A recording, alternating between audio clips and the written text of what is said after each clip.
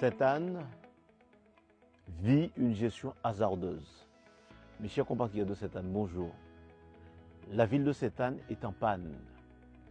En mars 2022, la bibliothèque multimédia de Sainte-Anne a donc été transférée à l'OMCS pour travaux. Jusqu'à ce jour, il n'y a pas eu l'ombre de travaux à la bibliothèque multimédia. Le 5 mai 2024, le stade municipal a été fermé pour travaux. Et on constate qu'aujourd'hui, ce n'est que maintenant, au mois d'octobre 2025, qu'on a ouvert le chantier. On peut se poser des questions sur l'approche des élections.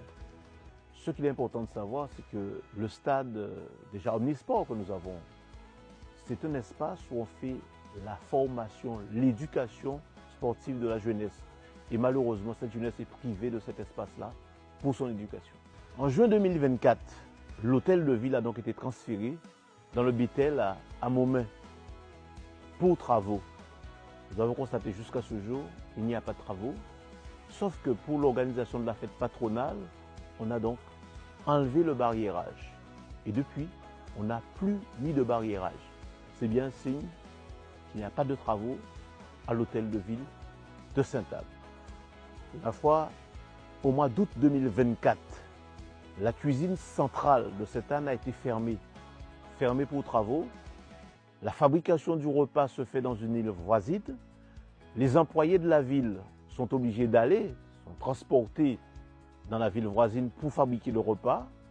Et ma foi, ce sont des transporteurs qui vont chercher par la suite les repas pour les ramener effectivement à Sainte-Anne.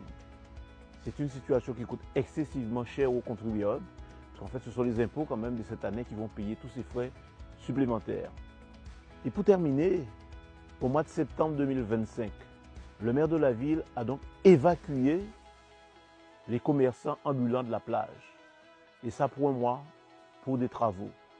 Le 1er octobre, les commerçants sont donc revenus, il n'y a pas eu de travaux.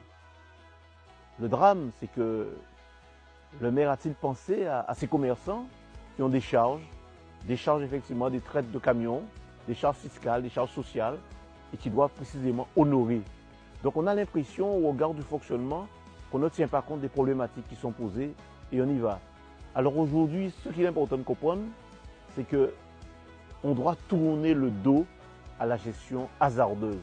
On doit tourner le dos précisément à une incapacité de mettre en place des chantiers, de faire travailler des chantiers.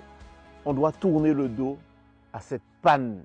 Sainte-Anne mérite bien mieux. Je vous remercie de votre écoute.